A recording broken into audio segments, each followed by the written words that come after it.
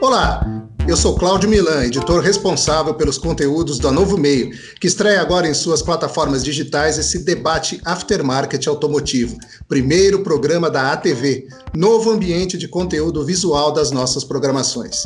Periodicamente, a partir de agora, abriremos espaço para as lideranças do mercado debaterem sobre os assuntos mais urgentes dos nossos dias.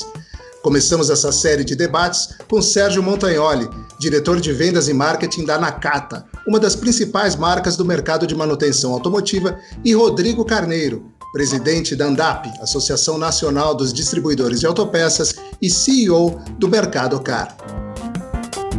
Bom, o índice de confiança empresarial medido pela Fundação Getúlio Vargas caiu 33,7 pontos de março para abril.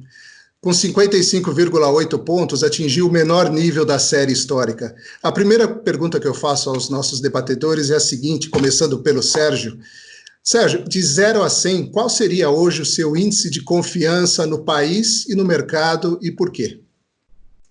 Bom, primeiro, a gente tem uma história, e eu não vou falar da economia do país como um todo, porque, claro, ela tem impactos diferentes. Se você for pensar na indústria automobilística de um lado, a agricultura de outro, para falar de dois extremos, certo?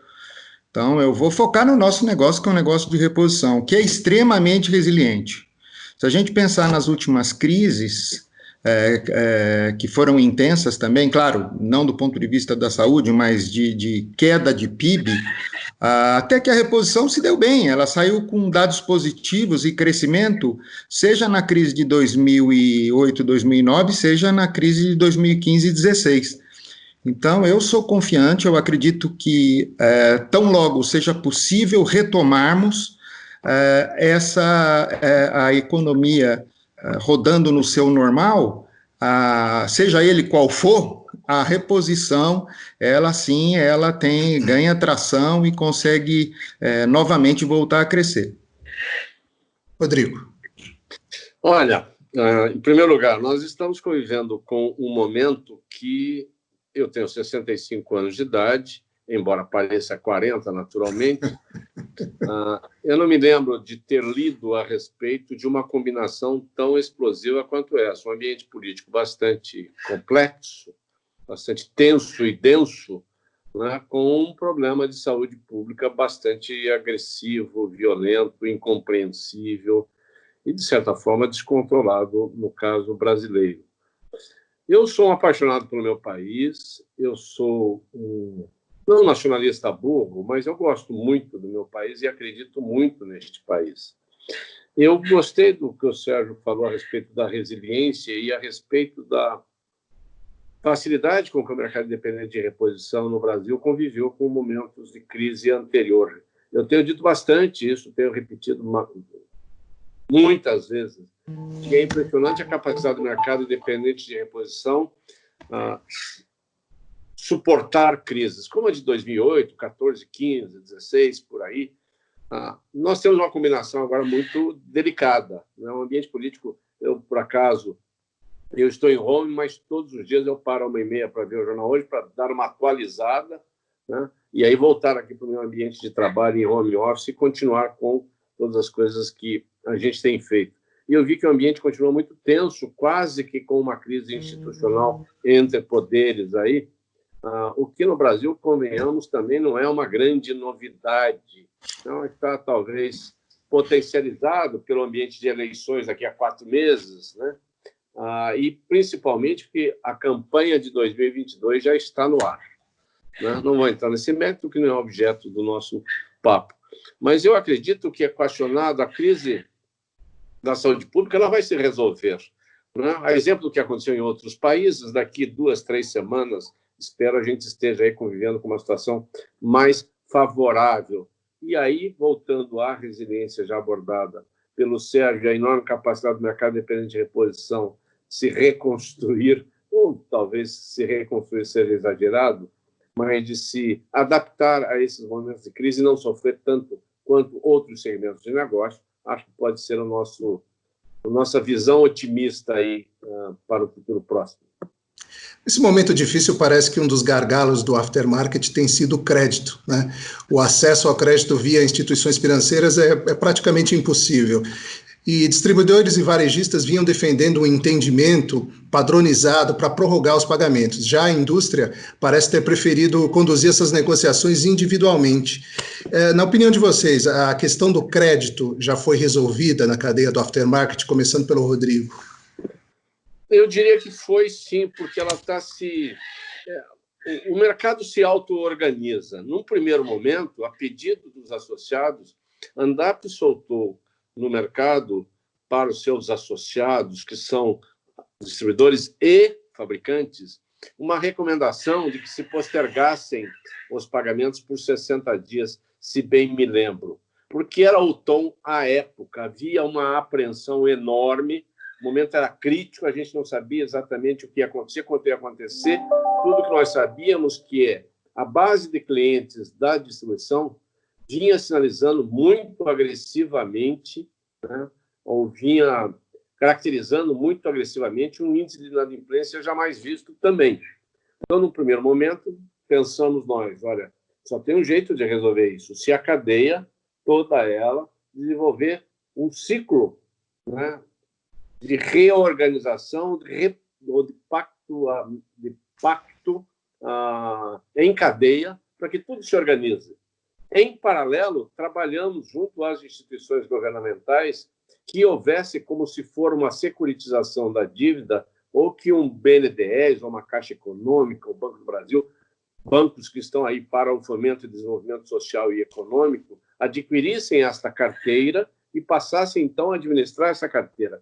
Porque a verdade é que o nosso problema e provavelmente será ainda mais forte a partir dessa crise, o funding, né, das empresas. Nós temos este problema de forma extremamente presente. Acrescente-se a isso que o governo poderia, ao menos, flexibilizar o recolhimento de tributos por este período, já que para a distribuição especificamente, a distribuição é quem paga o maior ônus, né, do estoque de impostos. Quando você olha para o estoque de um distribuidor, enxergue lá que 45% daquele estoque se refere a impostos já recolhidos, né, e principalmente aí falamos do IVA, é o único elo da cadeia que paga o imposto antes de vender, tá certo? Então, eu estoco impostos, perdão. Então, acho que aí o papel do governo poderia ter sido presente de forma mais efetiva. Mas acho que o mercado vem se reorganizando, tem um problema aqui, tem um outro problema lá. Acho que, neste momento, o que devemos ter, acima de qualquer coisa, é serenidade e entender o seguinte, a crise passa. Eu não vou abusar do meu fornecedor, porque amanhã eu vou precisar dele. Eu não vou abusar do meu cliente, porque amanhã eu vou contar com ele. Então, há que se entender, todas as partes, que é momento de serenidade e de negociação. Sérgio. Bom, eu sei que é bom quando os debatedores têm pontos de vista diferentes, mas infelizmente não é o caso. Eu concordo com o Rodrigo.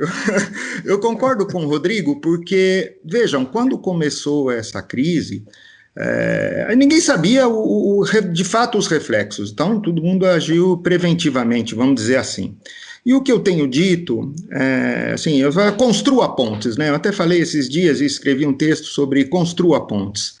E o que você está falando, Sérgio, de construir pontes, né? É o seguinte, vamos pensar na essência. A essência é uma ponte, ela leva do ponto A ao ponto B, quando você tem algo aparentemente intransponível na sua frente. Ligou o nome à pessoa? Então, a crise, naquele momento, ela parecia algo intransponível. E o que foram fazendo os agentes? Foram construindo pontes. Então, de forma individual, cliente a cliente, necessidade a necessidade, eu vou falar agora da Nakata, a gente estudou caso a caso e também com nossos fornecedores, construímos pontes para os clientes, pontes com os fornecedores. No fim, a gente criou uma rede que permitiu que a gente conseguisse fazer com que a engrenagem dos negócios voltasse a rodar, que é como o Rodrigo bem lembrou. Quer dizer, nós fomos achando alternativas e, por meio dessas pontes, nós fomos fazendo com que o nível de operação das empresas voltasse, se não ao seu normal, eu diria que algo próximo, aí dependendo da região, tenho conversado muito isso com o Rodrigo, mas entre 60% e 70%. Claro, se você está numa região onde o afastamento social ele é mais intenso, vamos pegar São Paulo capital, obviamente esse índice é outro, mas quando você pega um índice Brasil, a gente poderia dizer que os negócios hoje já estão em torno de 60%, 70% do que foram, em média, no final do ano de 2019. Bom, embora a gente esteja enfrentando aí um problema essencialmente de saúde, existe um embate político colocado nessa questão e algumas correntes estabeleceram o seguinte impasse: retomada da economia versus isolamento social. E até num daqueles ataques de sincericídio que de vez em quando acontecem, o ministro da Saúde disse que o Brasil está navegando às cegas. Qual é a melhor medida a se adotar nesse momento? Por favor, Sérgio. Eu sou pela ciência, e eu acredito que a ciência tem respostas, né? Você tem tantos dados estatísticos que estão vindo de outros países, como Itália e principalmente China, que já está no fim do seu ciclo, né? Então, existe um aprendizado muito grande de como a doença ela ocorre e qual é o pico. Obviamente, o limitador, aí o Rodrigo vai poder comentar, mas é a capacidade de internação em UTI. Esse é o grande trigger, é a chave, né? Se você for pensar, é isso que vai dizer se você tem que ter um maior ou um menor isolamento. E aí é cidade a cidade, é zona metropolitana a zona metropolitana. Eu tenho um exemplo que é muito comum. Então, você tem uma cidade do interior de Tocantins que ainda não tem nenhum caso. Você vai fazer lockout lá? Estou indo para um extremo, entendeu? Para defender meu ponto. Claro, a preservação de vidas é fundamental e a ciência vai nos ajudar. A melhor forma de fazê-lo. Rodrigo. Olha, Cláudio, eu tive o privilégio de ter uma grande mestre que foi a minha avó, professora durante 45 anos, que dizia o seguinte: o seguro morreu de velho, né? A minha avó, eu também sou pela ciência. O problema é que hoje a ciência tem pelo menos duas versões muito fortes. Uma falando sobre favorável ao isolamento e outra desfavorável ao isolamento, né? Você tem os dois ambientes hoje, aqui em todas as regiões do Brasil, com situações diferentes. Eu fiz uma videoconferência anteontem com um grupo de distribuidores, né, e, por exemplo, tinha alguém lá de Manaus dizendo o seguinte: olha, o problema de Manaus não é o coronavírus, o problema de Manaus é a infraestrutura médica e não tem nenhuma novidade nisso. A gente sabe que, infelizmente, lá no Ceará a situação não é diferente, né? O problema existe, a doença existe, ela está aí, isso é inegável, né? É evidente que algum isolamento é necessário, né, que faz sentido, mas a higiene, eu diria que, na minha visão e no alto da minha ignorância, tendo a crer que a higiene é mais importante do que o isolamento. O problema é que, evidentemente, num país chamado Brasil, lamentavelmente, com os nossos irmãos mais da periferia, que não têm condições de uma higiene tal qual o nível de exigência deste vírus, a coisa se multiplica e a gente perde um pouco o controle. Eu só lamento, e acho que a característica mais expoente desta crise aí da saúde não é o vírus, não é a ciência, nem a não ciência. Infelizmente, o maior problema nosso, na minha visão, isso é muito privado, é o Rodrigo Carneiro falando, é o nível de politização do problema sanitário. Acho que esse é o maior dos nossos pecados. Em todos os níveis, hein? Eu estou falando do federal, do estadual e do municipal. Acho que se a gente tivesse um nível de articulação maior, as coisas estariam mais sob controle. Sérgio, como está o movimento na Nakata nesse momento e de que forma a empresa vem atravessando esse período? Bom, é difícil, não vou negar. Eu não sou um pessimista, tem uma frase muito boa do professor Cortella, que ele fala que o pessimista, antes de mais nada, é um preguiçoso, né? E aí ele contrapõe o pessimista com o que a gente chama de otimista responsável. Nós somos otimistas responsáveis. Nós chamamos nossos funcionários logo no começo da terceira semana de março, e expusemos o que na época era muito crítico, o que a gente enxergava, né? Então, muito difícil, um momento que, como o Rodrigo lembrou bem, eu não tenho os mesmos 40 anos dele, mas com certeza nunca passei por isso também. Então, nós chamamos os funcionários e fizemos essa exposição. E mostramos, dentro dessa lógica, vamos dizer, de otimista responsável, que uma hora tudo isso iria passar, e a Nakata precisaria ter força de tração e energia para poder fazer com que, nesse novo momento, nós crescêssemos de forma acelerada. Bom, isso posto, tomamos todas as medidas. Hoje, para vocês saberem, nós já aplicamos todo o cardápio que nos foi oferecido pelo governo, desde redução de jornada com redução de trabalho, férias coletivas, afastamento, quer dizer, tudo que houve, que foi possível fazer dentro do cardápio oferecido, a Nakata fez. Esse foi do lado das despesas. Do lado da receita, nós destravamos toda a engrenagem de negócios, Hoje não tem nenhum cliente dentro da Nakata que não esteja com a sua situação equacionada, e assim podendo fazer com que os seus negócios fluam normalmente, dentro do novo normal, certo?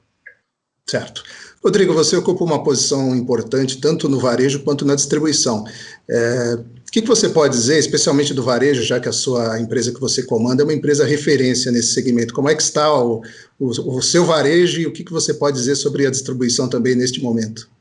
Bom, sobre o varejo, sobre a minha empresa particularmente, é uma situação muito particular, porque ela está toda concentrada na Grande São Paulo e nós estamos proibidos até então de abrir as portas. Então, a situação é crítica, é horrível. O que a gente fez foi desenvolver novos canais dentro do que as autoridades estaduais e municipais permitiram até aqui, por exemplo, operações de delivery ou drive-thru. Delivery não é nada muito importante no nosso caso. Nós fizemos operações de drive-thru muito mais preocupados em atender a necessidade de eventuais clientes do que de resolver o problema do faturamento, né? A gente não fatura 10% do faturamento normal, né? A situação é diferente no próprio estado de São Paulo e é diferente nas demais regiões do Brasil. Você tem regiões como, por exemplo, o sul do país, onde todos os estados estão abertos à comercialização, tanto o varejo quanto a distribuição, quanto à aplicação, naturalmente. Nós temos situações como no centro-oeste do Brasil, onde os mercados estão trabalhando de forma absolutamente normais, nós estamos em plena safra, os negócios estão bombando, e como me disse alguém, em algumas regiões do Brasil não existe coronavírus, nós estamos na plenitude do desenvolvimento de negócios.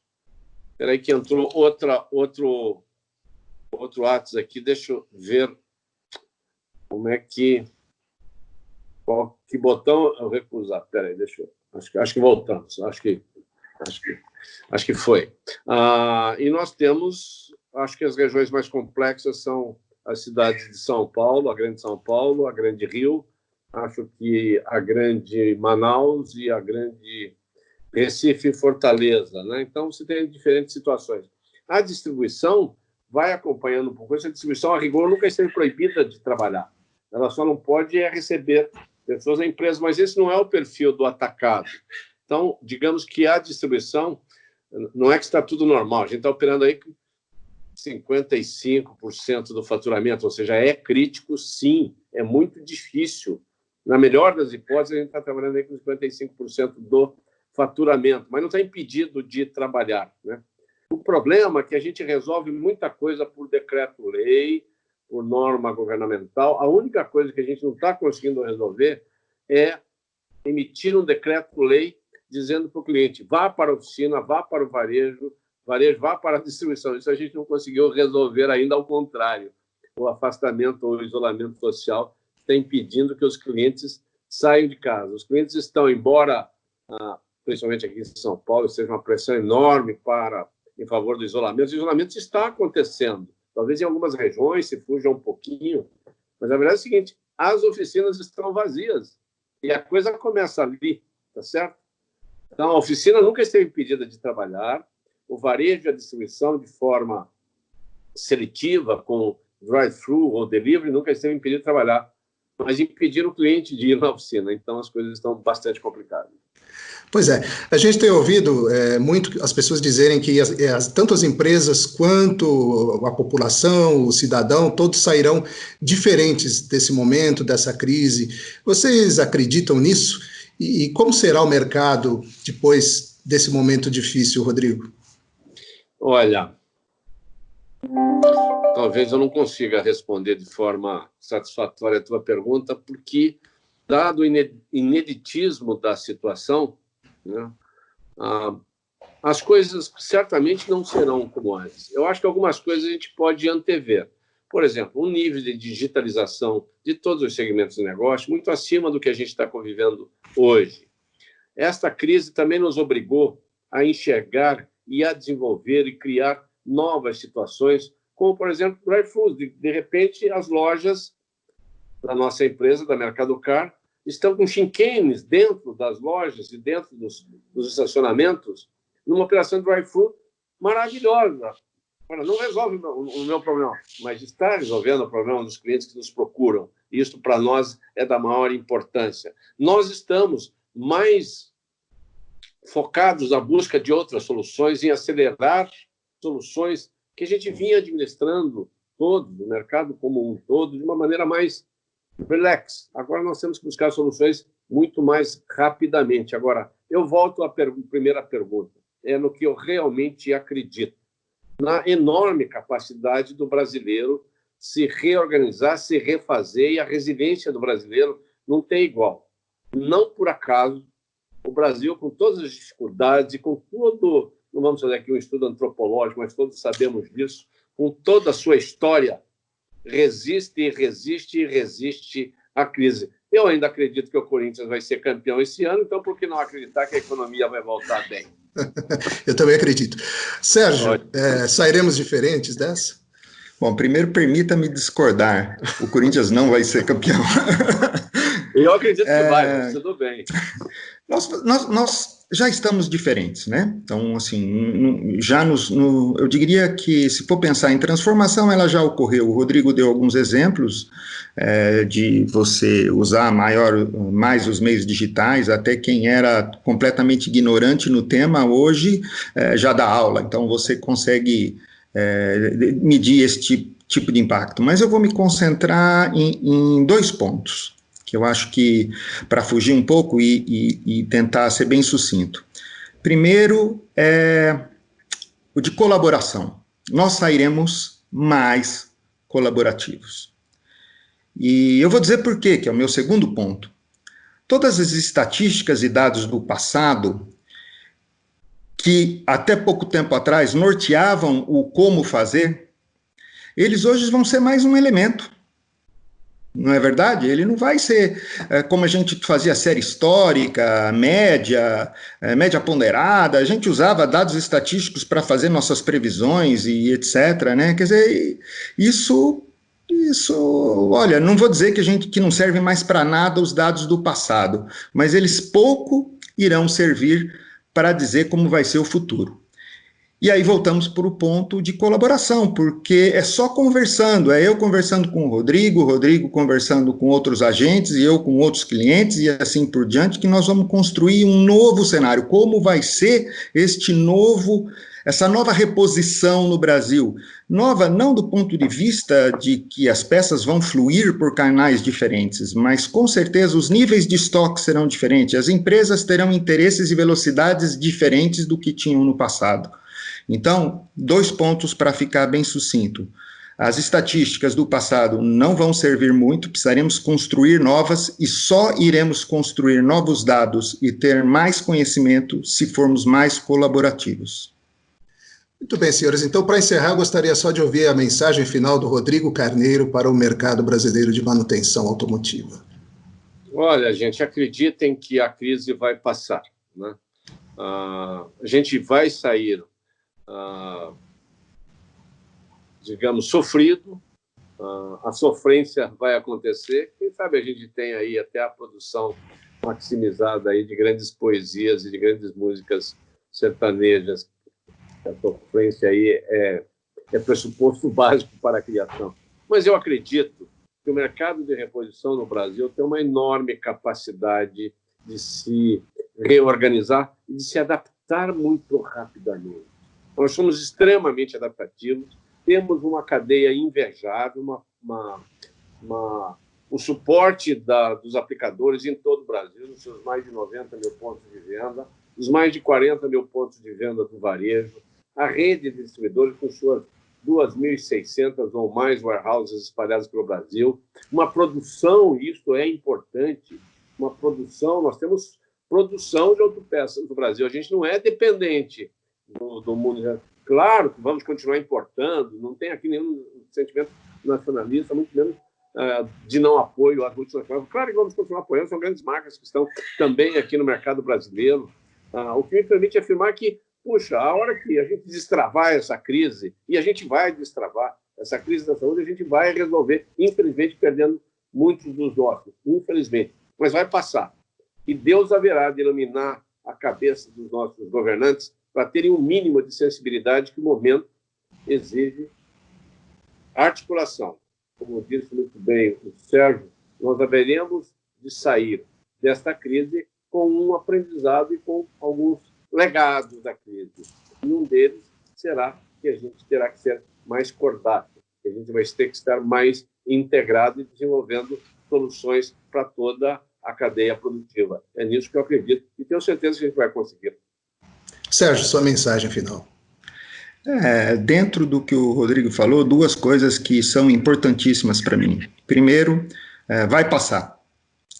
Ela é intensa, ela tem uma descendente muito rápida e tem uma ascendente incerta. Então, é isso que deixa a gente com maior sensação de insegurança mesmo.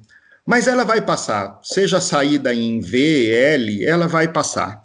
Diferente de outras crises, eu vou dar um exemplo, você tem que usar aí o termo histórico, então, se você tem uma guerra, a sua capacidade de produção ela é destruída, a sua infraestrutura é destruída, não é verdade? As pontes, as fábricas, etc., né? Vamos pegar a crise de 2008, 2009, o dinheiro que existia na época, ele era um dinheiro que, de um momento para outro, ele virou pó, né? Então, todo aquele seguro que existia, daqueles empréstimos, etc., quando você foi ver, eles estavam mal lastreados, então faltou capital. Se a gente olhar para essa crise, o que não vai faltar é capital. Nós podemos discutir se o governo, se o banco, se as empresas vão ser liberar mais rápido ou mais lento, mas uma coisa é certa, não faltará capital, não faltará infraestrutura, né? As fábricas continuam aí, como o Rodrigo bem lembrou, produção, todas elas com capacidade para continuar e para crescer. Então, essa é a minha mensagem, assim que isso passar.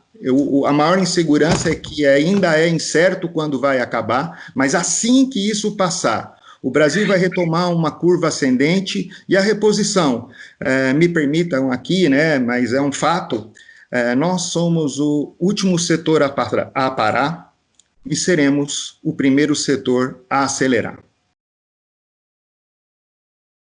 Assim encerramos o primeiro debate Aftermarket automotivo da ATV, nova mídia digital da Novo Meio. Muito obrigado, Sérgio. Muito obrigado, Rodrigo. Certamente nossas audiências receberam valiosas opiniões e informações que podem ser transformadas em novos conhecimentos para a evolução dos negócios de toda a cadeia automotiva. Esperem novas edições desse debate aftermarket automotivo, o conteúdo gerado a partir da interação entre as principais lideranças do mercado.